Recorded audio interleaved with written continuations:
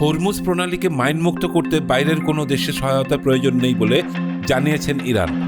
দেশটির পররাষ্ট্র মন্ত্রণালয়ের মুখপাত্র ইসমাইল বাগাই বলেছেন, নিজেদের দায়িত্ব সম্পর্কে ইরান সচেতন এবং এ কাজ সম্পন্ন করার সক্ষমতাও তাদের রয়েছে। তিনি জানান, যুক্তরাষ্ট্রের সঙ্গে সাম্প্রতিক সমঝোতার স্বাক্ষরের আওতায় ইরান সীমিত সময়ের জন্য বাণিজ্যিক জাহাজের নিরাপদ চলাচল নিশ্চিত করবে। কারিগরি ও সামরিক বাধা দূর করার পাশাপাশি মাইন নিষ্ক্রিয়করণের কাজ শেষ হলে আগামী 30 দিনের মধ্যে নিয়মিত নৌ চলাচল পুরোপুরি স্বাভাবিক করার লক্ষ্য রয়েছে। এদিকে ফ্রান্সের প্রেসিডেন্ট এমানুয়েল ম্যাক্রো সম্প্রতি ঘোষণা দেন, ফ্রান্স ও ওমান যৌথভাবে হরমুজ প্রণালীকে মাইনমুক্ত করার উদ্যোগ নেবে। তবে ইরান বলছে, উপকূলীয় রাষ্ট্র হিসেবে এই প্রক্রিয়ার সমন্বয় তারাই করবে এবং বাইরের হস্তক্ষেপ পরিস্থিতিকে আরও জটিল করে তুলতে পারে। হাফিজুর রহমান, আয়না টেলিভিশন।